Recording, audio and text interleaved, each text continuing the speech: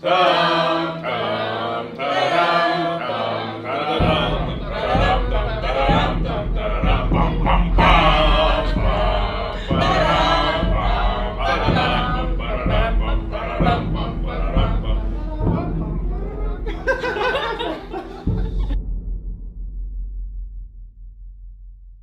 atvykę į... Sveiki atvykę! Sveiki, yeah! Gerai, tai Dima, po serijos pasakėjai, aš toks kupinas labai prieštaringų minčių. Ką tu turėjote omeny? Aš to sakysiu, Mindaugai, bet pirmą aš pasakysiu. Aš buvau Mad Max'e, and it was awesome! Yeah! Witness! Yeah! Na va, visi turi nueiti. Aš kadangi sėdžiu Nidoje, tai niekaip nepasieksiu Klaipėdos dar. Aš jau 2 kartus buvau. Nu, Jis ir už tave buvo. aš ir 3 kartą gal nueičiau. Bet čia yra toks off-topicas, o iš tiesų tai tu manęs klausei, ko, Mindaugai? Aš klausiau, tavo teiginys buvo, kad aš esu kupinas prieštaringų minčių, taigi prašau pasidalinti. Taip, aš galvoju, kad tam tikrą prasme šitą seriją mane sulaužė. Iki šios serijos aš žiūrėjau į Game of Thrones naratyvą kaip visiškai natūralų dalyką. Nors aš jaučiau antipatijas kai kuriems personažams, tokiems kaip Daenerys, dėl to, kad jai pernelyg sekasi, arba tokiems kaip Ramsay ar Joffrey, dėl akivaizdžių priežasčių. Tačiau man atrodė, kad viskas, kas vyksta Game of Thrones visatoje, yra natūralu, logiška ir dėl atsitiktinumų ar dėl įvykių sekų. Tuo vertėtų tikėti ir priimti kaip savaime aišku dalyko. Po šios serijos aš supratau, kad jaučiu tokį jausmą, kaip jaučiu po filmų ir serialų, kuriuose man atrodo, kad tai, kas vyksta, yra labiau scenaristų užmačios negu natūralus procesas. Tai man iš tiesų tas jausmas atsirado pasižiūrėjus seriją prieš šitą seriją. Kai mes šnekėjome apie penių pirklį ir labai kažkokį skubotą teismą. Ir šioje serijoje tie jausmai tik sustiprėjo ir tapo motyvais. Aš manau dėl to, kad tai yra tęsinys tai, kas būtent vyko praeitoje serijoje. Taip, ką aš noriu pasakyti, kad tiesiog aš pradėjau išvelgti gal tam tikrų trūkumų seriale. Ir dabar man jį sunku žiūrėti kaip į natūralų naratyvą. Bet čia mano kalbant, čia tiesiog tai, ką aš jaučiu. Žinai, aš galėčiau prisijungti prie šito keistą nuo 6 serijos, būtent ir 7 tai labai matėsi, stipriai patamsėjo visą Game of Thrones visata. Taip. Netgi žiūrėti į ekraną jau būdavo taip, kas ten darosi, kas ten ateina, kas ten vyksta. Taip. Mano kelios įžvalgos.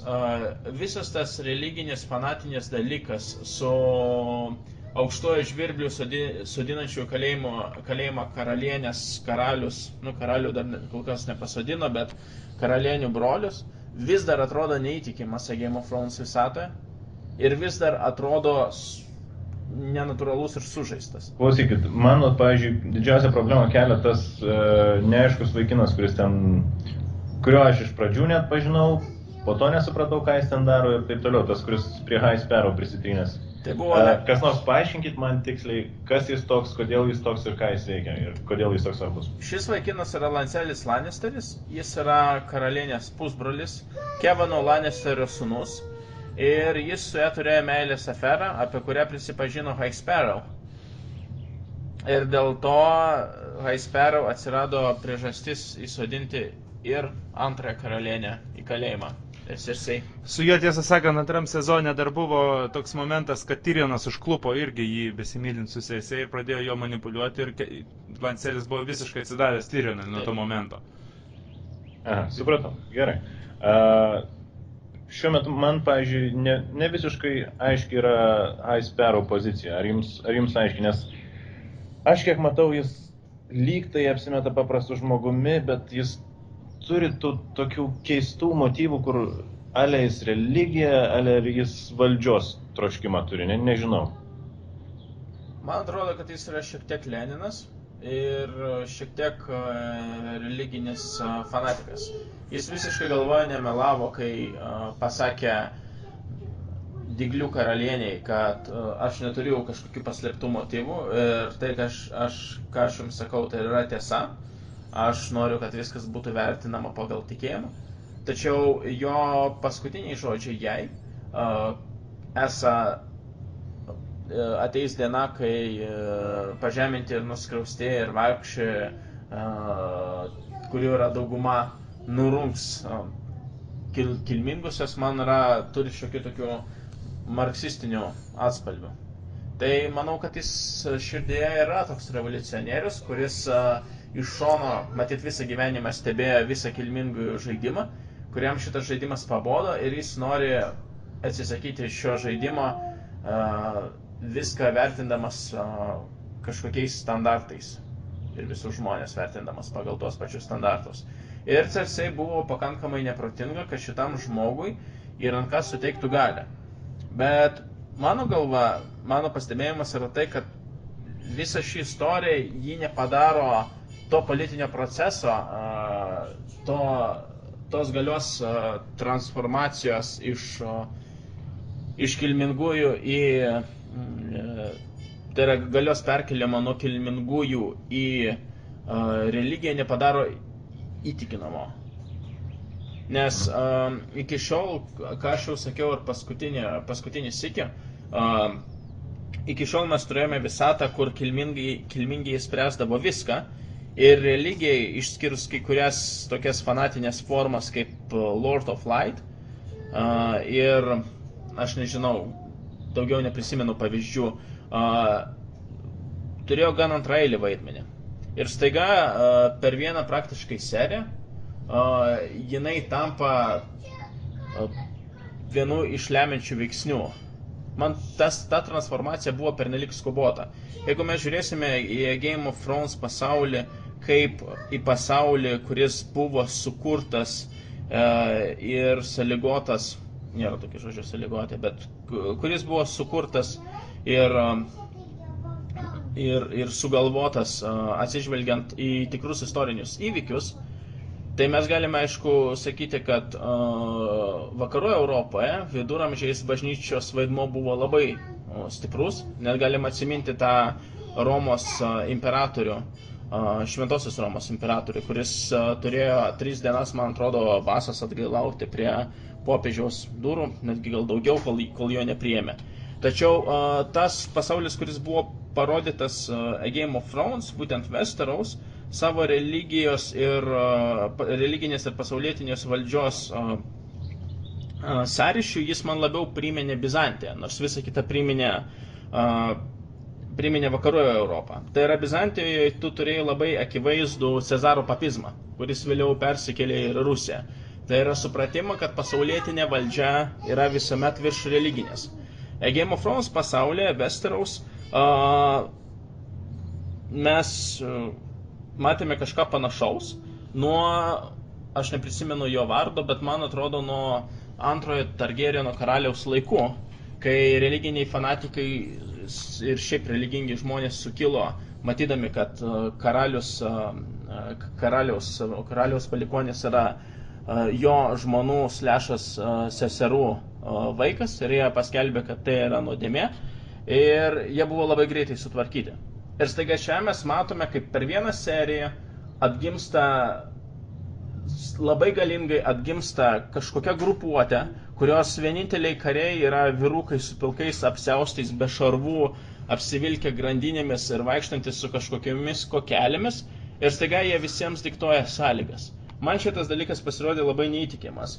Kitas dalykas, kuris man šiek tiek užkliuvo, galbūt čia man, tai kaip lengvai Tyrionas šioje serijoje įsipiršo į gladiatorių kautynės. Tai yra, jeigu praeitoje serijoje mes bent turėjome penio pirklio koncepciją, kas šiaip buvo labai absurdiška, šioje serijoje jie netgi nesistengė ir tiesiog pasakė, nupirkite prašau ir mane, ponas Vergininkė. Ir ponas Vergininkas jam atsakė, gerai, aš nupirksiu ir tave, nes tu esi juokingas. Ir aš tave pasiūsiu į areną. Ir po to sako, taigi mums... Net nebuvo aukciono, ne? Jo, Net aukcione buvo ir sako, dar ponas vergininkė, taigi mums reikia mokėti, mesgi šitie laisvi žmonės, kaip sakant. Nu tai gerai, šėki tau alga. Taip. Bet grandinės tau dar šiandien nenuimsi. Taip. Keistoka scena tikrai buvo. Toliau Stanis Baratheonas ir jo dukrelės konfliktas man irgi atrodė šiek tiek primestas, nors apie tai man regis iki tol nebuvo užsiminta, bet build-upą aišku galėjome pajusti iš ankstesnių serijų, kur jis glostė savo dukrelę, man regis, ir pasakojo jai, kaip ją išgydė nuo jos ligos bent dalinai. Žodžiu, ką aš tiesiog noriu pasakyti, man kažkaip vis stiprėja tas pojūtis, kad seriale vyksta ne tai, kas vyktų natūraliai, bet tai, ko reikia scenaristams. Ir dar tai labiau sustiprina tą tendenciją, kad tai, kas dabar vyksta seriale, kiek žinau, vis stipriau skiriasi nuo to, kas vyksta knygose. Nors pagrindiniai motyvai ir išlieka. Tai va. O visa kita serija buvo tiesiog blogos naujienos visiems geriems personažams. Tai vat mano įspūdžiai. Sutinku dėl to, kad viskas atrodo labiau vyksta pagal scenarijų negu pagal istoriją. Irgi prisiminkime, pavyzdžiui, Brano dainą. Taip. Aš... Ganėtinai šiaip smagi scena, sakyčiau, tačiau iš tikrųjų laiko atžvilgių buvo keistoka. Jo, ačiū, kad priminėjai šitą sceną, nes aš, kai visą savo tiradą čia skėliau apie naratyvo dirbtinumo įspūdį, šią sceną primiršau ir ji sukelia vieną iš stipriausių tokių jausmų, kad vyksta tai, ko reikia scenarijui, nes pradžioj jie tupėjo atskirose celėse, tiesiog vaikinas ir merginos, kurios neseniai kovėsi ir vos vienas kito neužmušė. Tuomet vaikinas pradėjo erzinti merginas, tuomet viena iš merginų pasakė veidrodėlį, pasakė, kad aš esu pati gražiausia, kažkodėl nusirengė nuoga, prisišliejo prie grotų ir aš galvoju, kas čia vyksta, tai taip atrodo pigų, nežinau, toks dirbtinumo įspūdis vis kartojo tą dirbtinumo sąvoką, bet man tai buvo. Ir tada jinai sako, ar viskas gerai tau su galva, nes tu turėtum sveikti, nes aš užnuodėjau savo ginklą ir aš turiu priešnuodžius ir aš pagalvoju, aha, vadinasi, tiesiog nusirengė prieš jį, kaip čia, norėdama padaryti kerštą, ne kerštą, jie mažai bendravo, kerštą, ne kerštą, bet tokį pasijuokimą iš jo kančios saldesnį. Ir jį ko nors iš jo paprašys, kad jis kaip nors padėtų išeiti ar dar ką nors, nežinau. Bet tada visą tai baigėsi tuo, kad jinai sako, pasakyk, kad aš gražiausia. Ir jis sako, nu gerai, tu gražiausia. Ir jinai meta jam priešnuodį. Ir visa ta scena atrodė betikslė kažkokia. Ir jeigu tai yra pradžia naujai meilės istorijai, tai ta pradžia yra labai greita ir awkward. Man asmeniškai pasirodė, kai nusirenginėjo, kad galbūt jie turi kažkokiu tai antgamtiškų galių, ar tai ką žinau, gal jie iš tikrųjų pati gražiausia iš gražiausių ir tiesiog apsvaigina vyrus savo grožiu, nes iki tol lyg tai nieko tokio konkretaus nematėm, tada jį nusirengė ir tada Branui pradėjo skūrėti galvą, nu šakės čia galbūt iš tikrųjų pati gražiausia mergina pasaulyje, Branas tai ką tik sužinojo, bet pasirodo, tai reikia nusirengti tam, kad pradėtų veikti priešnuodžiai. Nu tai yra, atsiprašau. Taip. Tai gerai, aš gan ilgai šnekėjau ir man atrodo net keliose vietose jis pertraukiau, nors nieko doro nepasakiau, išskyrus tai, kad man sustiprėjo dirbtinumo įspūdis. Kokie yra jūsų bendri įspūdžiai po šios serijos? Man asmeniškai ši serija buvo geresnė negu praeita serija, buvo įdomesnė negu praeita serija. Ir nors ir dirbtinės nesutinku, ta prasme ne dirbtinėsnė, bet taip pat dirbtina kaip ir praeitoji, Jie visgi buvo įdomiau žiūrėti, nes vyko gal labiau tokie svarbus lūžiai, bent jau pačioje istorijoje. Ir Sansos, kaip sakant, išdavystė ir Cersėjos uždarimas ir galiausiai Jorah susitiko su karalienė. Nu, tiesiog patys įvykiai buvo įdomesni negu praeitoje serijoje. Tuo, kad jie buvo pritemti, manau, tai vis dar yra praeitos serijos atspalvis. Aišku. Okei. Tai Ignai tiek? Nu, Mindaugai gali pasireikšti, aš dar pradėjau. Ne, aš tokį klausimėlį užsirašiau. Dragonglass. Nu, kad Semas įtikė Jonui, tai greičiausiai jo atseit prireiks, ne? Bet kaip jums atrodo, kas tas Dragonglass yra? Ar jis pagamintas iš šios drakono tai dalies, ar tiesiog toks pavadinimas? Kaip jums atrodo? Ar gal jūs žinote? Aš nežinau, bet aš spėjimą darysiu, Dima gal žinos ir paaiškinsim. Visgi Dragonglass, žinom, kad stiklas gali būti gaminamas, kaip karšta temperatūra su smėliu sujungus, ar ne? Tai galbūt Dragonglassas yra būtent kažkokia medžiaga, kuri yra drakono ugnies pakaitinta. Dima, ką tu? Savo begalinėse klajojimuose po Wikipediją ir Google aš vis primindavau savo, kad reikia užsukti į Dragonglass kraštą, bet aš taip jo ir neaplankiau. Nu tai gal šią savaitę padarysim tai ir kitą savaitę pašnekėsim, kas yra Dragonglass, ne? Bet jeigu jau prakalbam apie Dragonglass, galime pasišnekėti ir apie tai, kas vyksta prie sienos. Ir taip, mes turim sceną, kurioje grįžo vaiduoklis. Aš kaip spėju, jisai buvo dingęs nuo tada, kai Jonas su Ygritte lipo ant sienos. Kada teko Jonui su juo išsiskirti. Vat aš taip ir nesupratau.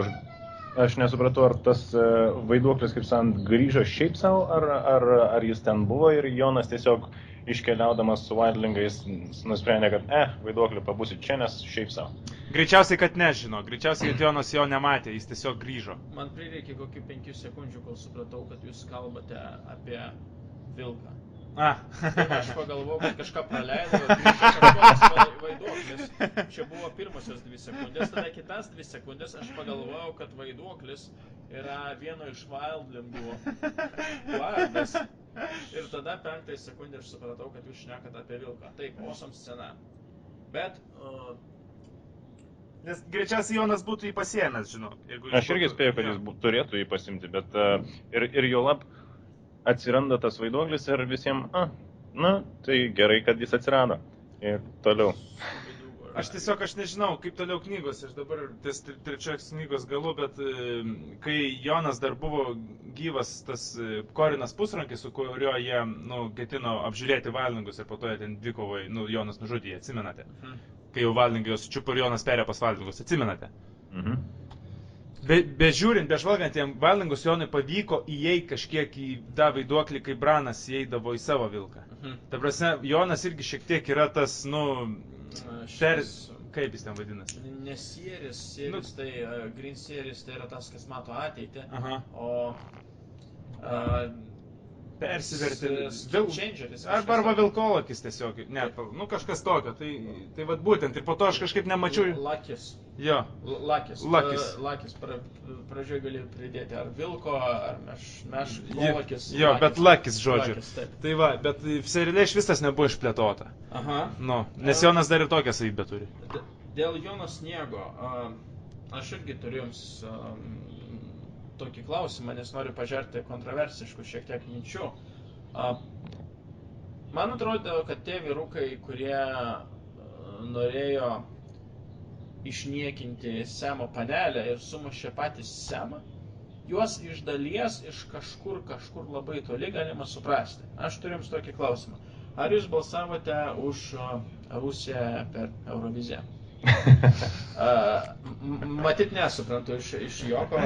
arba nenoriu sakyti, bet... Bet jo. klausimas, ar balsavom iš viso? Taip, nu, aš nebalsavau. Ne, nu, Prieš visą. aš tai asmeniškai visą laiką balsuoju, bet šiais metais man nepavyko tiesiog tiesioginės transliacijas pažiūrėti. Taip. Bet aš už Rusiją tikrai nebūčiau balsavęs. Bet mes visi žinom, kad iš dalies gal tai buvo politinis dalykas ir tai yra visai gerai, tą pripažįsta, bet įsivaizduokite, kad dabar į Lietuvos prezidento postą arba į kokį nors kitą aukštą valstybinį postą būtų priimtas žmogus, kuris kažkada turėjo įtartinų ryšių su Rusijos valstybe. Ir netgi kažkur sklinda kalbos, kad jis matyt turėjo Meilužę Rusaitę, kuri tuo metu dirbo Rusijoje ar Tarybų Sąjungoje. Nu, aš suprantu, kur link tas linki. Jo, aš ten ir linkiu. Ir bet viskas yra tarsi išlyginta, nes su tuo pretekstu, kad aš iš tiesų buvau dvigubas agentas ir aš šnipinėjau Lietuvos naudai. Ir dabar jis yra aukštam poste ir staiga jisai, turint omeny tai, kad mes nieko daugiau apie jį nežinome išskyrus tą jo praeitį, staiga sako, žinot ką, mes esame pasigavę šitos KGB agentus ir aš galvoju, kad kadangi dabar globalinis atšilimas ir visiems reikia dirbti išvien, aš pasodinsiu šitos agentus į lėktuvą, į mūsų gal patį geriausią karinį lėktuvą, dar pats įsėsiu ir skrisiu į Rusiją. Tai yra, man atrodo, kad Džono Snow politinis sprendimas jis buvo, aš neprisimenu, ar aš tai sakiau ankstesniuose podcastuose, bet prie progoje pasitaikius paminėsiu dar sik. Man atrodo, kad tai buvo vienas iš blogiausių sprendimų per šį sezoną, jeigu ne per visą serialą, iškart po Nedo Starko kai kurių sprendimų. Man atrodo, yra visiškai natūralu, kad kiti jo broliai, tie juodieji apsiaustai visiškai nesupranta, kas čia vyksta ir kodėl po mūšio, kuriame žuvo gausybė jų karių, Jonas Sniegas tiesiog sako, tai paleidžiam Vaidlingus ir aš dar su jais atplauksiu dėl globalinio atšalimo. Pilnai tave suprantu, jo lab, kad aš dabar skaitau tokias vietas, kur ten labiau knygoje prašomas buvusių lordų visokios istorijos. Ir pavyzdžiui, buvo toksai nakties lordas, kuris įsimylėjo moterį, kuri buvo kaip ir White Walkerė. Ir jį sužavėjo, ir jis ją pabučiavo, ir ten ją pamylėjo, ir jinai tada jį užvaldė, ir jie karaliavo. Nu, visiškai vos ne pavertė vergai savo tuos nakties brolius, kol atvyko karalius ir ten jį nugalėjo tą nakties lordą iš pietų ir žodžiu, tokia sakmė ir ne viena tokia istorija yra, kai tiesiog lordas būdavo, pavyzdžiui, ne vienas, o keli net ant sienos ir jie tarpusavį kariaudavo, o buvo net trečias lordas, kuris bandė jo sovietinį, tai tie dviese pradžiai tą nužudė, o po to tarpusavį išsiaiškino, ten visokių istorijų buvo. Ar nori, kad tau paretrospoilinčiau? Nu, paretrospoilinčiau. Aš neatsimenu, ar vienose iš kreditsų, vienos iš serijų, ar kažkur kitur, vienas iš White Walkerių, kuris toj serijoje pavertė vaiką White Walkerių, buvo įvardytas kaip nakties karalius. Taigi, ir jis turėjo tokią kaip karūną ant galvos. Taigi, matyt, tai yra tas pats karalius. O, laukit, Hebra, laukit, nesulaukiam. Ignai, dabar tavo mintis. Grįžtant jo, tiesiog apie visą šitą. Apie Joną Sniegą. Įdomu, ar tu sutinki, kad tas politinis sprendimas yra šiaip sau? Man iš tikrųjų keistas yra Jono nusistatymas, kad visi bus tokie pat garbingi ir pavaldus kaip jis, kad yra. Ir jis akivaizdžiai mato, kad, paliks ten tuos žmonės prie tos sienos ir išeis, tai akivaizdžiai bus kažkoks sukilimas ir grįžus bus problemų. Tai sprendimas, manau, kad yra skubotas ir sunkiai pateisinamas. Bet žinant, kad jis ateis su daugybė vaildingų, tai, jo rizika. Bet vėlgi, tu sakai, jis ateis su daugybė vaildingų, prezimuodamas tai kaip žiūrovas.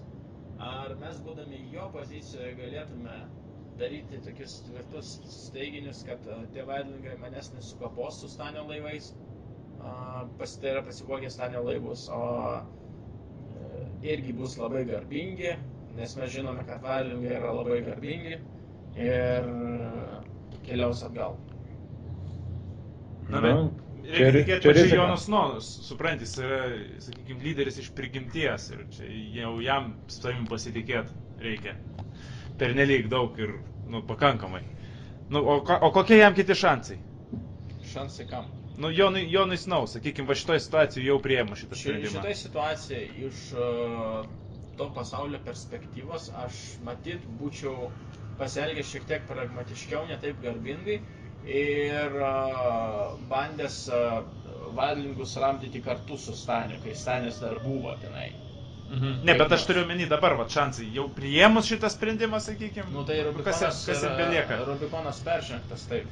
Nu taip. Taip. O dėl Gilės, tai aš manau, kad jie rizikavo nuo pat pradžių, nusprendus gyventi tenai, kaip viena moteris tarp krūvą prievartautojų, kurie tai darė ne kartą. Ir aš manau, nu, kad rizika jos vienai nevykti į pietus, tai čia, nu, tiesiog, nu, taip yra, nu, o rizikavo kiekvieną dieną. Bet kuri moteris gyvendama tarp grupės nevaldomų laisvų prievartautojų labai rizikuoja, o kai tai vyksta Game of Thrones visatoje, rizikuoja trigubai. Ir aš manau logiška, kai Jonas, nu, jos praktiškai toks gynėjas iš didžiosios raidės, sakykime, išvyko, niekas į Vitalį pernelyg ir rimtai nežiūrėjo. Taip. Gerai, dabar kitas dalykas, aš jums turiu klausimą dėl Ramsey. Aš manau, kad ne vieną sutiksite per jau kelis sezonus, kad gal šiek tiek, nors nustebote pernelyg dideliu pasitikėjimu Ramsey savimi. Nu, pavyzdžiui, viena scena, kai Ruzas sako, nu, tu čia Tioną tai padarėjai, nu, o gal jis pabėgs, ką? Palauk, sako, žiūrėkis man barzdai skusti, jis ten peiliukus laiko prie pat jo gerklės. Nuskaus, mums ten švariai barzai, ten Tionas matos, tokia sena net sulėtinta buvo, kad jis gali jį iškart papjauti, bet, nu, matosi, koks Ramsey, nu, toks confident, žinai. Bet ar nebuvo jų mintis, kad jisai yra overconfident ir kažkada jam atsirūks, ir jam vis neatsirūkdavo.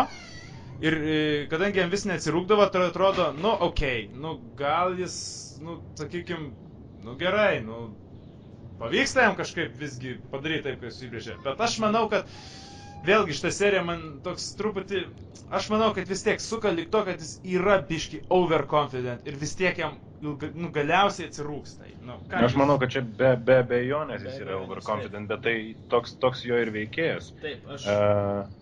Dima? Aš visiškai su tavimi, Mindaugai, sutinku. Man tik yra klausimas, kiek jis yra overconfident, o kiek jis yra totalus psichas. Jei atsimeni, tai Jokeris Tamsos Riteriai irgi buvo kartais labai overconfident, kai įdavė Harvey Dentui ginklą į rankas. Tai čia tik vienas iš pavyzdžių. Aš galvoju, kad kadangi jis yra šiek tiek nesveikas, tai jam užplaukia tokie akimirksniai kaip ir kiti. Aš tikiu, kad čia kartu eina, kaip sakant, koja kojan šitos dvi savybės, tai kad jo tas pernelyg didelis pasitikėjimas savimi ir pati psichozė tokia, nežinau, sadistinė, kuri tiesiog jį pastato į tokią poziciją, kuris jaučiasi kaip visavaldis. Ir iš tikrųjų jam neypatingai rūpi, kas vyks su visa aplinka. Aišku. Dabar... Aš tik paklausiu vieną dalyką. Kaip jums atrodo, ar tas Sansos pasišnekėjimas, kurį jie rizikavo gauti labai smarkiai į akį apie bastardus ir tai, kad Ramsey yra bastardas ir kad galbūt jisai negaus Winterfellio sosto, ar tai buvo pasakyta iš pykčio, ar dėl to, kad jinai vis dar yra naivi ir nežino, kad gali gauti už tokius pasišnekėjimus į akį, ar tai buvo subtilus bandymas žaisti A Game of Thrones ir šiek tiek juo manipuliuoti, nes jeigu tai buvo trečiasis, tai I'm pretty much impressed. Aš manau visgi, kad tai buvo trečiasis iš tikrųjų, nes... Aš irgi pritariu pilnai, kad čia buvo manipulacijų pradžia, bandymas išsiaiškinti, kas yra Ramsis ir kas jį veikia. Taip, ir kur jo silpna vieta. Nes tai buvo scena, nepamirškime, sekanti po scenos, kai paėmė ieties antgalį, savo slapčia pasiėmė. Ir vat aš Ramsį dursiu kažkada, ir vat aš Ramsį dabar pradžiai išsiaiškinsiu, kur jo silpna vieta. Nu, čia toks buvo pradžia kažkokio tai plano, Sansos asmeniško plano. Taip, pritariu tam visai. Taip. Bet po to teko biškį nusivilt, nu bet čia jau, kaip sakant. Aš tai kažkaip netyčia, žinokit, nu, nepykit, bet taip, Man Bet- pradžia išmėstelė mintis, paklausyk, kad ten kartais gal brienė buvo, nu ta prasme, žinai, nu kai aš bijau tos brienės, žinai, kad Stanį nupjaus, tai gal visgi Ramziui ten brienė apsučiupo, žinai. Nu ta prasme, čia aišku ne iš tos blogosios pusės, žinai, bet, nu, brienė ten pašalins Stanį jau biškai būtų geriau, nu, suprantat, ką aš noriu pasakyti. Taip. Aš pagalvojau, kad Sansa vis dėlto turi savo tėvelio kraujo. Vat Starkai pasižymė tuo, įskaitant ir Joną Snow, nors tikriausiai jis netgi ne Starkas ir netgi ne Snow, o Targaryenas. Jie visi pasižymė tuo, kad jie kritiniais momentais pasikliauja labai abejotinai žmonėmis, kai šalia yra kiti žmonės, netokie abejotiniai, kuriais galima pasikliauti. Sansa turėjo kelis pasirinkimus. Ji turėjo senutę, kuris sakė The North Remembers, ir ji turėjo Tioną Greyjoyą, kuris tuo metu buvo visiška Ramzio lėlė. Ir ką jį bandė paveikti? Tioną Greyjoyą. Taip. Nors jai ta senutė sakė, kad, nu, Taip, The tik North du. Remembers, Taip. čia yra tiek daug žmonių, kurie atsimena Starkus, kurie myli Starkus, kurie tau gali padėti. Taip. Tu neturi ko prarasti, nes tu jau esi visiškam dugne. Gali bent su mumis pasišnekėti. Ir į ką Sansa kreipėsi? Į Tioną Greyjoyą. Genius. Ir man, pavyzdžiui, aš likau nesupratęs, kodėlgi ji ten toks jausmas, kad vos neuždaryta savo kambaryje, kad Tionas yra vienintelis žmogus, kurį jį mato. Taip, nes kitas žmogus, kurį mato, tik sąlyginai jį galima vadinti žmogum. Tai, nežinau, tai pasirodė serialo būtent prasme, nes, nu, kitu atveju, tai kodėl jai pačiai neužlipusi tą bokštą pasižvalgyti. Nu taip. Nes jie galėjo bet kokį pretekstą susigalvoti, kad einu, žinai, apžiūrėsiu apylinkės. Ir baigiant apie šiaurę, tada gal apie mano akcijas pašnekant, tai... Nu nežinau, aš manau, kad jau pradeda birėti visos mano akcijos, po šios scenos ypač, nes... Žinai, šiaip nesakyk, man atrodo, visų akcijos pradeda stipriai birėti. Jo, gal ir visų akcijos, sakykim, nu, bet aš kalbu konkrečiai apie mano, nes... Nu, man kažkaip atrodė toks truputį, nu, nejaugi, vat, būtent tik tokiu būdu, va, ten, sakykim, nu, bus Stanis ten, sakykim, pralaimės, nes nepaukos savo dukros, arba jis paukos tą dukrą ir tada prasidės visos blogybės, ten jis bus prakeiktas ar kažką. To prasme, matos, kad kur linkstama yra, kad vis tiek neišvengiamai bus blogai, nu. Ir... Tai jau tikrai. Įdomu, kaip tada Stanis reaguos, kaip sakant, kai jam vis lieps aukotą savo dukrą, o jis, aišku, nenorės. Ar nesikreips vėl jis į Serą Davosą, kad jis ką nors padarytų dėl to, nežinau, išvežtų dukrą ir niekad nematytų jos daugiau ar panašiai. Vėlgi, kaip ir praeitą kartą minėjau, manau, kad pačio mūšio esmė bus ne mūšis, o tai, kas vyks už nugaros. Pilnai gali būti, bet va, tas Davoso irgi, kad, nu, Davosas atrodo viską šneka, taip sakykim, argumentuotai ir viską, bet Stanio galva tai yra visiškos nesąmonės ir gaunasi tai, kad Stanis vieno neklauso ir kito neklauso ir gaunasi, nu, kad... Taip, kad jis nieko neklauso, Jo. sutinku. Bet vėlgi, minint jo dukros sceną, man pasirodė šiek tiek tas visas vidinis konfliktas šiek tiek dirbtinis. Staiga ta dukra tampa kažkokiu kertiniu objektu, kurį reikės paaukoti ir tai iš dalies gal netikėtai ir, na, tai labai taip buvo, nežinau, paliko tokį prieskonį, apie kurį anksčiau šnekėjau, kad tai to reikia scenaristams, kad būtų dramatiškesnė istorija. Aš taip kartais vėl grįžtant prie The Real Game, tai man kartais pasilgsiu tų šešėlių laikų, nes tas šešėlis kaip būdavo, kaip koks, žinai, kaip komanda turi geriausią žaidėją in the world, žinai, ir jis vat atvaro ir ten sutvarko tą varžovus ne vienas, tai ten atvarydavo tą šešėlis, bats kokiam Renliai, žinai, ten po to bats knygoj, tai ten šitam Stormsendo ten įvadai, šmaukšt, ir problemos nėra, nu, ta prasme. Tai kodėl negalėtų vėl jie padaryti tiesiog šešėlį ir ten nudurt kokį rūzą? Jo, kartais keistokai ir kartais neaišku, kokios galios išlieka, kokios galios, kaip sakant, yra atsitiktinės ar yra valdomos. Be to, tai gali, aišku, būti Melisandros tuo pačiu kažkoks planas papildomas, kodėl jį nedarytų taip ar kitaip vienoje ar kitoje situacijoje. Jo, ir tos Melisandros motyvai yra tokie slapti ir tokie sunkiai suvokiami, kad aš nežinau, ar ji nori, kad jis liktų be palikonių ir tada jinai kaip ir būtų jo karalienė, ar aš neįsivaizduoju, ko jinai gali. Dėtas Stanio aš tiek nepasitikėčiau Melisandrą.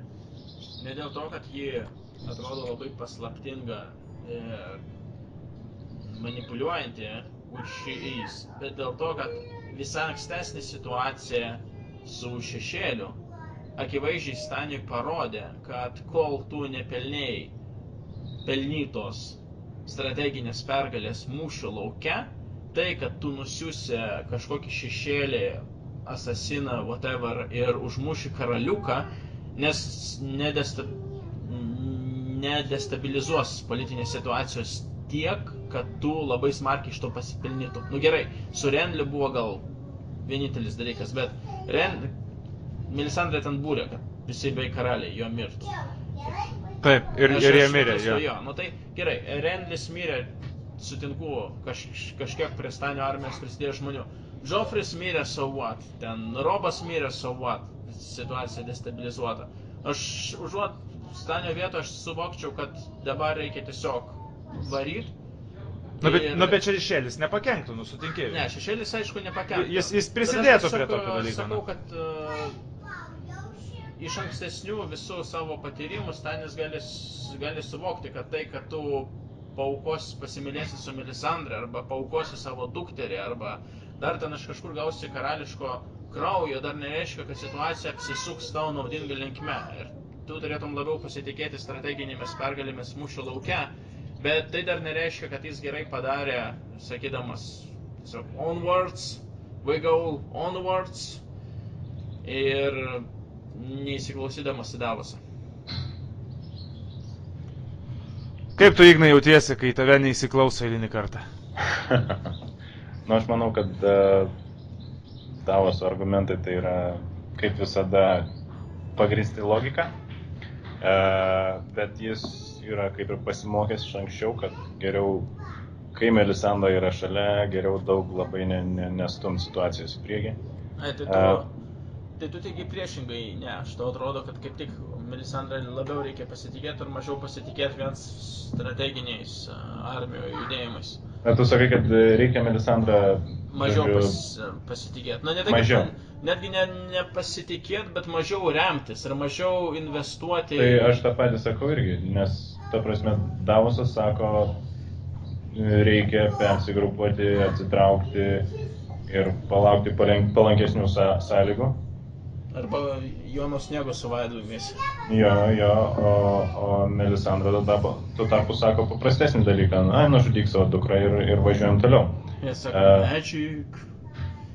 Na taip, bet ar tada ar tada nėra, kad arba tu pilnai darai viską pagal Melisandros planą, arba tu iš vis tada tas Melisandros, tiesiog su ja nebūni, Nu, matai, aš manau, kad Stanis norėtų klausyti Melisandros plano, bet šiek tiek toks prabangus tas planas, jeigu nužudyti savo dukrą jam reikia. Taip, jeigu... Nu jo, bet jau pagal istoriją ne kartą pasirodė, jeigu tu pilnai su Melisandros plano nevykdai, tai gaunasi toks biški feilas, kaip sakant. Ne, bet lengva pasakyti, žinai, kad eik ir vykdy tą planą, kai sakys, nueik ir nužudyti. Nu jo, bet pavyzdžiui, mušės prie King's Landingo, ne? Melisandra sako, tu manęs nepasiėmei, nors aš sakiau, tu mane pasiimk, bet ten įtikino ją tie Florentai, kad neimtum. Ir būtų visai kas kita, nes aš esu ugnies, žinai, o ten su ugnimi kovoja. Kaip jūs galvojate, ar jeigu jis būtų ją pasiėmęs, būtų kitokia mūšio baigtis? Jeigu tu esi tokia ugnies tėvaitė, ar negalėtum kaip nors nustumti tą sniego audrą, kurį čia užė aplinkų ir kaip nors sušildyti mano armiją, nes mes visi čia šalam ir stipstam. Tam reikia paaukoti mergaitę. Jo, bet taip, būtent, tam reikia paaukoti mergaitę. Ir kas tada?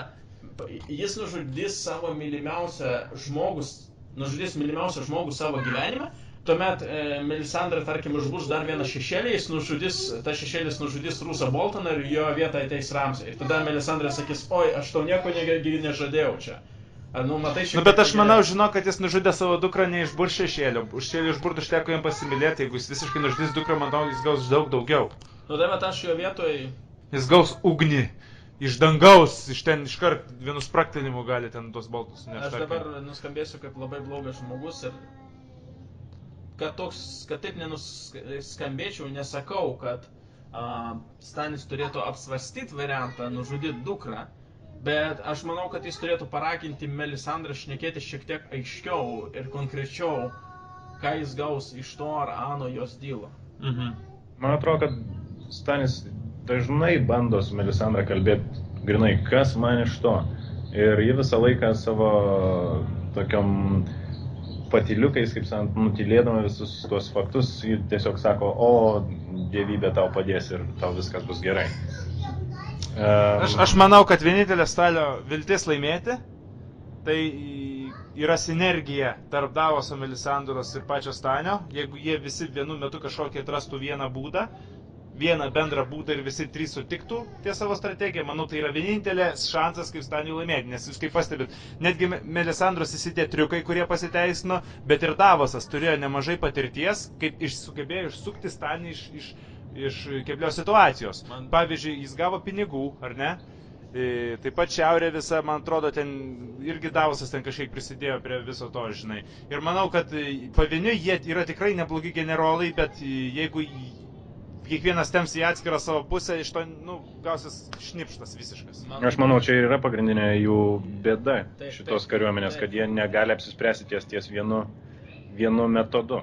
Kai tu paminėjai sinergiją, man galvoje kilo labai absurdiškas ir juokingas vaizdas, kad mūšio lauke, kovoje su Boltonais, Stanis, Melisandra ir Davosas tiesiog susiformuos su tokį vieną drakoną tokį. Ne, vieną transformerį.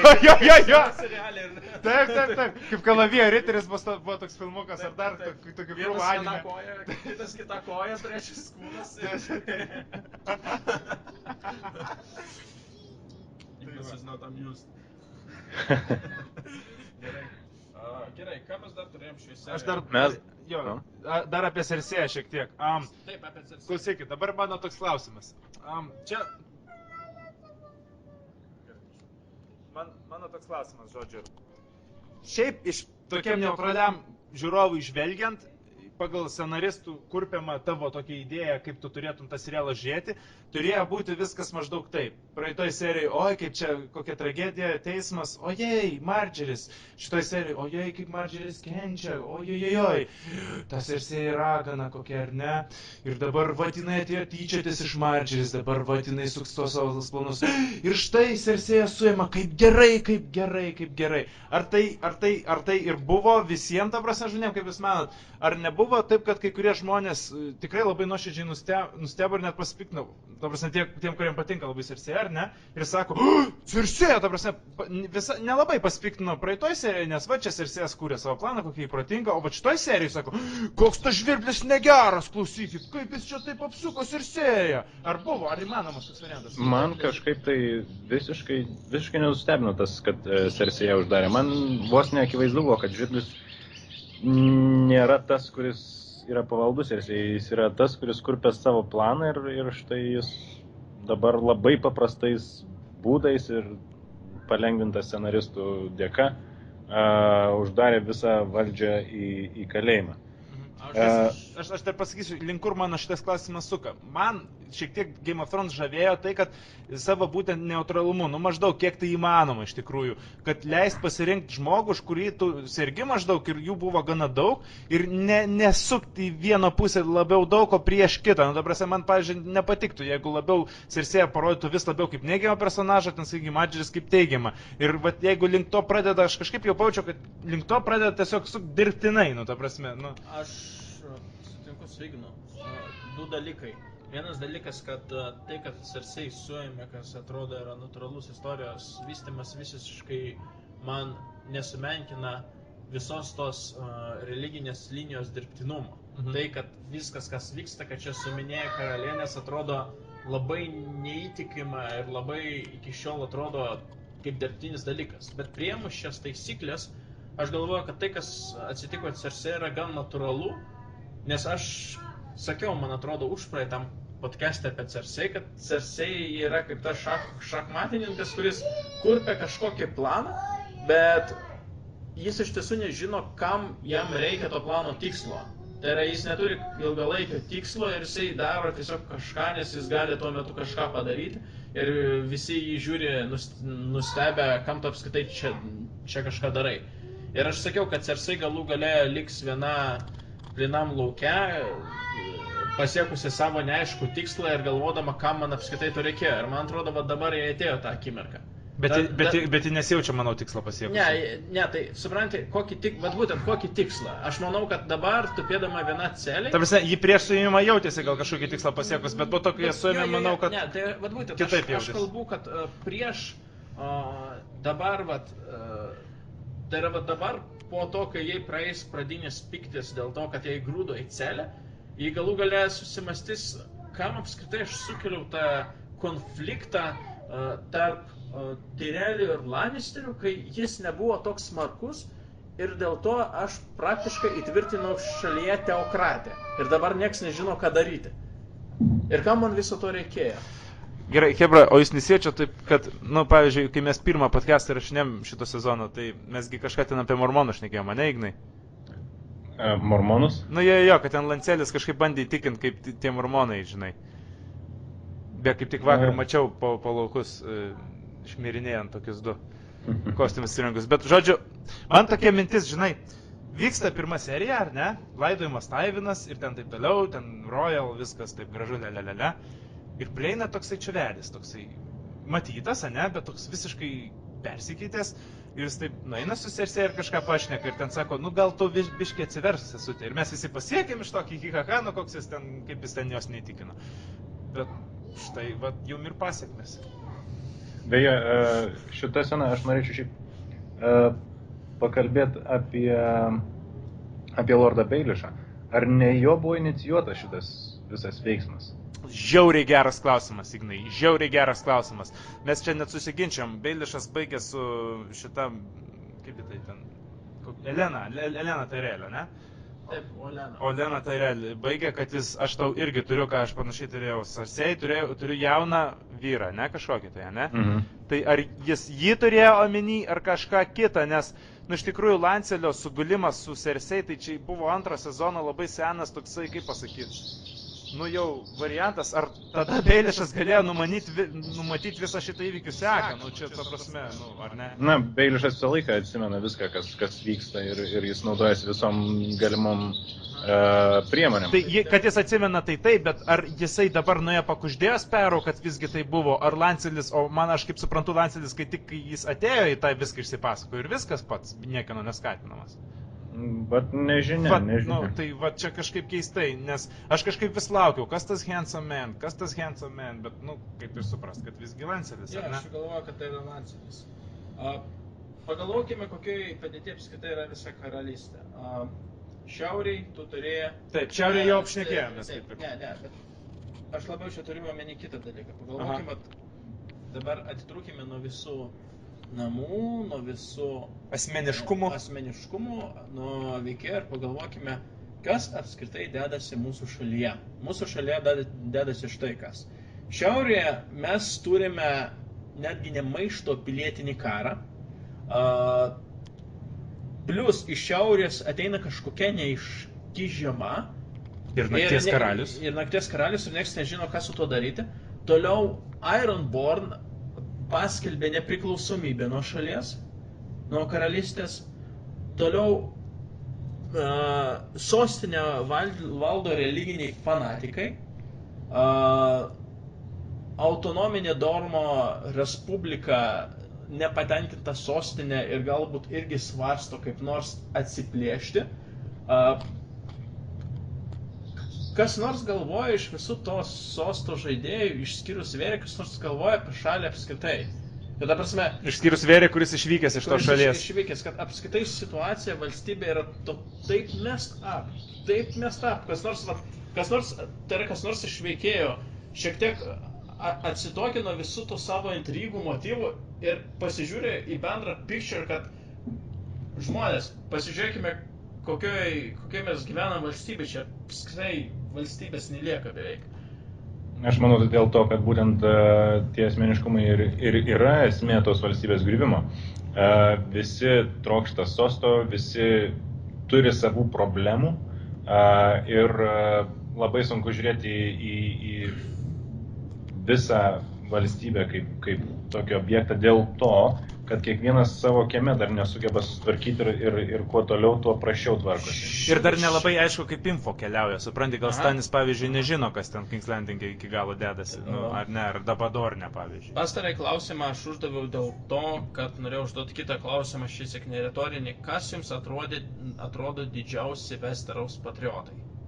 Na, iš veikėjo, kas jums atrodo yra tie žmonės, kurios valdo ne be asmeninių motyvų, kažkiek valdo ir noras pagerinti situaciją šalyje. Tai Stanis be abejonės.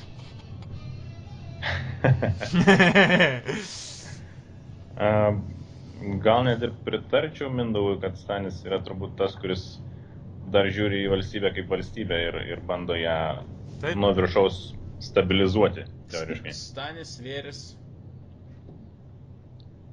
Vėris. Kas dar? Dėdė Lannisteris ten tas. Kevanas? Kevanas, manau, labiau susirūpinęs Lannisterio reikalais. Bet Kevanas supranta, kad tai, kas vyksta sostinėje, yra ne kažką. Gerai, bet aš dar apie tą savo klausimą, bet trumpai, labai aiškiai. Ar jums atrodo, kad Cersei Lannister visgi labai jau neigiamai rodomas personažas, ar visgi ne? Aš galvoju, kad labai neigiamai rodomas. Aš galvoju, kad... Sorry, Ignai, kad tave perbraukiau ir pasakysiu. Aš galvoju, kad kai kurios feministės ar net feministai galėtų teigti, kad Cersei Lannister personažai yra sukišami tokie gal kažkiek seksistiniai stereotipai apie ten impulsyvumą arba ten nesugebėjimą numatyti toli į ateitį ir panašiai. Aš galvoju, kad jį rodoma gan neigiamai. Aš pritariu, kad ją iš tikrųjų daug neigiamo pridėta nuo to vaizdo, kuris buvo anksčiau. Niekada nebuvo tas pozityvus veikėjas, bet ji buvo labiau motyvuotas veikėjas, sakykim taip. Ir dabar, ką mes matom, tai yra grinai, visos scenos yra tokios, kur ji yra bloga ir ji ateina daryti kažką tai blogo visiems. Ir kai kas nors ką nors nuveikia, tai ji tai atsiliepia, žodžiu, visą laiką neigiamai, bent jau portretizuojama tai. Prisimeni, Mindaugai, tu kažkada sakėjai, kad dabar mirė Tywin Lannisteris, man regis praeito sezono. Tai dabar pakaraliaus. Pakaraliavo. Tai ką pakaraliauja? Dabar ne juokas kaip karaliauja, vienas vienam kalėjime, kitas kitam? Taip, bet Jaimis apskritai nekaraliavo. Aš galvoju, kad jis nelabai susidomės to karaliavimo, bet Cersei prisikaraliavo. Aš galvoju, kad Daenerys su ten visam mano... Jie nepaklausė manęs. Aš žinai, ką turėjau omeny, kad jie pakaraliaus. Jie dabar gali tūsintis kokius, metus, ne? Vis tiek jam jau chana. Bet jie net to nepadarė. Jie iš karto ėjo prie kažkokio tai reikalo, kuris... Aš galvoju, kad Cersei labai gėrė nemažai. Cersei bent jau atsigėrė. Su visą ten su visų mano požiūriu, kad Daenerys yra šiek tiek Mary's Hugh. Jei žinot, ką tai reiškia, tai aš turiu pasakyti, kad jis žymiai kompetentingesnė yra kaip valdovė už Cersei, taip, nepalyginti. Aš manau, kad Daenerys dabar, ką tu politinė situacija nupaišai visam Westeros, yra super palanki. Taip, aš galvoju. Toks jausmas, kad net Westeros situacija yra tempiama prie Daenerys palankumo. Dar prieš išvykstant iš Westeros galbūt prisiminti norėčiau, aš dargi Sparrow perdavė laišką Olenai. Jie atsimenat po jų pokalbio. Ne? Bent aš kaip supratau, ta prasme, ji leidžiasi ten laiptais po to pokalbio ir staiga prieina prie jos kažkoks tai žmogelis ir įteikia jai laišką su lyg ir Herbu panašių į žvirblį ar Ne, kažką ten tokio. Littlefingerio buvo. Taip. herbas. Ten Littlefingeris Taip, buvo? žvirblės yra Littlefingerio ženklas. Vat kaip, matai, Ne, mane ne išdūrė. žvirblės, o strazdas. Strazdas, taip. Nu va, mane išdūrė Tai kaip. jie dėl to ir pasišnekėjo. Gerai, tai Ignai, rezimuojant, tavo giminė Lannisteriai, kaip tu vertini savo situaciją? Lannisteriai dabar yra visiškai mušinėti į kraštus. Nu, oficialiai mes dar turim karalių savo pusėje. Taip, dabar aš truputėlį Tomenas. Mama, tu nueisi pašnekėti su Margeris? Tikrai nueisi? O, ačiū tau, mama. Gal tu tikinsi visgi... Nu, ne su Margeris, atsiprašau, su tos pervo, ne? Ir gal tu tikinsi tikrai? O, ačiū tau, mama. Kitą dieną mama kalėjime. Taip yra ironiška. Tai va, tai tokia situacija. Gal jis tada du sykius pagalvos prieš pats eidamas pas Perų pasišnekėti. Gal pagaliau tas faktas, kad ir jo motina įkišo į cypę, į knydą įprūso jo motiną, gal pagaliau privers jį šiek tiek pamastyti ir pasakyti, aš esu karalius, nes jau nebus kam skūstis, kad jis yra karalius greit. Ir, Visiškai sutinku ir galiausiai galbūt pamatysim kariuomenę šluojančią, ką nors, nes man tai, pavyzdžiui, klausimas yra, kurgi visa ta, žinai, karinė valdžia jų. taip, būtent, čia yra dar vienas dalykas, kodėl man visa ta religinė, ta Sparrow religinė linija atrodo šiek tiek priversta, nes jei aš neklystu, knygoje buvo tie Sparrows ir visas tas Faith Militant turėjo dvi rūšis karių. Viena rūšis buvo Poor Fellow, tai buvo iš Small Folk, iš prastuomenės kilę žmogučiai, kurie vaikščiodavo taip, kaip jie apsirengę serialę ir muždavosi su kokytėmis arba su tuo, kas pasitaikydavo po ranka. Ir kitas orderis buvo, man atrodo, Sons of the Warrior, kas buvo riteriai, jau grėsmingesni, jau su šarvais, kurie irgi pakluso High Septon. Aš turiu minėti tą Faith Militant. Bet serialė tu tik turėjai vyrukus su senais apsiaustais, su skudurėliais, apsiviniojusius grandinėmis, einančius su kokelėmis. Ir dar moteris kažkokios ten. Cersei būtent buvo pasiūstos tramdyti moteris. Moteris buvo taip, bet tie vyrukai su kokelėmis neatrodo labai grėsmingi. Tas klausimas, kur yra karinė valdžia, jis yra labai pasvertas tavo. Tai yra, aš nemanau, kad jis būtų taip sunku neutralizuoti, jeigu Tomenas to panorėtų labai smarkiai. Taip. Tai ką, Ignai, kaip suprantu, jūsų nemažai investicijų dabar priklauso nuo Tomeno ryžtingumo? Bent jau King's Landing'e tikrai taip. Ir aš manau, kad jis tikrai kažką turėtų jau pradėti daryti, dėl to, kad jis jau Cersei aiškino, kad pasimsiu kariuomenę ir išeisiu, išdaužysiu aš juos visus. Tai manau, kad po šito High Sparrow akto jis tikrai turėtų kažką dėl to veikti. Taip pat dabar kas mes... Sorry, kad pertraukiau vėl eilinį kartą, bet tik vieną pastebėjimą pasakysiu. Kas dar yra labai neparanku Cersei atveju yra tai, kad dabar jis supranta, kad jeigu ji norės išsivaduoti iš šio kalėjimo per savo sūnų ir kariuomenę, ji negalės sukurti tokios situacijos, kur ją išvaduotų, o Margeris ne. Nes reikės nuversti apskritai visą Faith Militant. Nu, kad Cersei situacija yra biškai tokia jau, taip sakant... Ir jeigu jį išvaduos ir Margeris, aš negalvoju, kad Margeris ar Olenna ar... Labai ją mylės po to. Taip, to neprisimins. Ta prasme, Cersei situacija biškai stinks. Jo. Stinks, taip. Stinks big time. Tai va, tai sorry, Ignai, kad pertraukiau. Tai sakykim, kitos investicijos, tai Jaime'is dabar... yra tokioj, vėlgi toj mūsų meksikietiškoj dramoje vis dar tęsia reikalus. Tiesą pasakius, nežinau jo vidinės būsenos dabar, kadangi jis toks atsiskyręs atrodo nuo viso to likusio pasaulio, kad įdomu, kas dedas jo galvoje iš tikrųjų. Bet žiūrint į investicijas, kurios yra asmeninės, tai mes dar nepakalbėjom apie Jorah Mormontą. kuris šį kartą Patapo Maximu.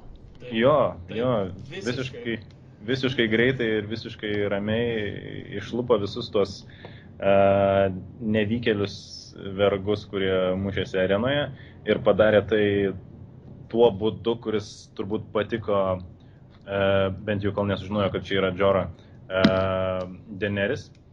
Tai, kaip sakant, neskrodė visų pilvus ir gerklės, o tiesiog neutralizavo juos. Vyras, kuris prarado mylimąją. Pavaldinys, kuris buvo atstumtas savo karalienės. Keliauninkas, kuris sutiko nykštuką. Aš atkeršysiu. Are you not entertained, kaip sakant.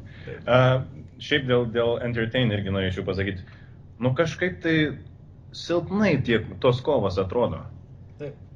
Nei praeita kova, kur tenais Jaimis ir Branas kovėsi su Sand Snake'ais, nei šita kova, kur Mormontas tiesiog, nu, kaip sakau, neutralizavo visus tos ten 10 kareivių, nebuvo vizualiai įspūdingos. Jos atrodo tiesiog atėjo, bam, pamušė ir baigėsi. Galbūt tiesiog visas serijų biudžetas dabar, kurie yra skiriamas tam, kad įkalbėtų aktorės nusifilmuoti nuogom. Viena versija, aš turiu kitą versiją, aš kaip visada, kai matau tokio biškį žemesnio lygio scenas, aš manau, kad jie taupo kažkiam kitom scenom ir šiuo atveju, manau, visi pinigai keliausiai į Boltonų ir Barationų mūšį. Tai ką aš sakau, kad taupo kitoms žemesnio lygio scenoms. Žemesnė. Bet kuriuo atveju man smagu buvo, kad Jorah galiausiai grįžo prie to, kas jis buvo maždaug. Tai iš tikrųjų riteris ir vėlgi susitiko su Daenerys ir žiūrėsim, kaip jiems seksis toliau bendrauti. Ir ar ta dovana iš tikrųjų padarys įspūdį Daenerys ir galbūt dar, nežinau, padės rėksti planus, kaip užimti Westeros ar kažką. Ir dar Vėris atkeliaus. Vėris neaišku, kur jis dabar iš viso yra, ką jis veikia. Jis gal vis dar ieško, kur dingo... Kur dingo Tyrionas? Išgelbėk draugą. Gal jis dabar dar tebesėdė tame bordelėje ir galvoja, nu, kuo jis taip... Užtruko, ar ne? Kiek galima? Taip, tai gerai. Pereikim prie tavo akcijų, Mindaugai. Dabar... Palauk, tai mano apšnekėjom, Stani, tai Dimos dar neapšnekėjom. Ai, tu apie asmeniškus, ne? Aha, ne visus dar. Tai nieko mano nerodė, ašgi turiu tą Rikoną nelaimėlį, kur ten net jau yra threatai, tai come on, ar tas Rikonas iš vis kada nors bus? Ar jis iš viso buvo rodomas šiame sezone, man atrodo, ne? Ne, nebuvo. Ir aš manau, prieš šį sezoną irgi ten kažką šnekėjo, kad visgi šitam 5 Rikonas su ta Oša nebus tų aktorių, o Vėris, tai vat ką tik apšnekėjom jo situaciją. Kad jis laukia. O ką tu galvoji apie tai, apie ką mes šnekėjom ir pusiau nutilėjom su tavim, man regis dar pirmajame podcast'e, apie tai, kad bus Lady... Aha, supratau, tai gal ir nesakykim to. Man atrodo, kad visgi, ne? Bet palauk, dabar, Dima, dabar prie tavo dorniečių ir aš noriu tavęs paklausti. Du variantai, Dima, koks būtų palankiausias dorniečiam susiklostamas su Myrcella ir koks būtų pats nepalankiausias? Aš nežinau dėl Myrcellos, aš tiesiog galvoju, kad dabar Dornas yra ne vienintelė vieta šalyje, kur dar galima gyventi. Bet vis tiek pasvarstymai. Aš vienintelė intriga yra dabar su Myrcella, tai nors kažką, nu. Nu, aš galvoju, kad iš dalies seras Jaimis Lannisteris kartu su Bronu šiek tiek pervertino Myrcellos pagrobimo lengvumą. Man buvo toks įspūdis, kai aš žiūrėjau pokalbį tarp sero Jaimio Lannisterio ir Myrcellos, kad Jis stovėjo nustebęs, kai jiem pasakė, kad aš myliu tą princą ir tarsi iš jo išraiškos galėjai išskaityti, kad tai eik tu savo, šimtai nepagalvojau, kad gal jie nenorės iš čia bėgti. ir nežino, ką daryti. Tai aš sakyčiau, Dorniečiams būtų palankiausias. Dorniečiams dabar yra labai palankus susiklostymas. Jie turi 2 Lannisterių įkaitus. Ir viena Lannisterių įkaitė, tiksliau ne įkaitė, o trečioji Lannisterė yra kalinė ir dabar neturi jokių galių. Tai kyla klausimas, ar bus už ką keršyti dėl Oberino. Tikrai, iš tikrųjų, kam reikėtų keršyti dabar šiuo metu? Kas yra atsakingas už Oberino žūtį? Už šią žūtį turėtų būti Tai vienintelis žmogus, aš manau, jisai tupi kažkur guli ir yra eksperimentuojamas tokio pono daktaro Hauso. Ir aš net neįsivaizduoju, kam jis dabar atsakys, tas daktaras Hausas, turbūt Tomenui kaip ir belieka. Nes realiai, pažiūrėkime, kas yra Tomeno generolai. Jis yra mažas vaikas ir realiai jam beliko tik tai šitasgi, tai realiu tas tėvas, ar ne, kuris išvykęs ir kurį greičiausiai yra paskirtis nukilinti Borosui Blountui, ar ne? O tada yra tas daktaras Hausas. Taip.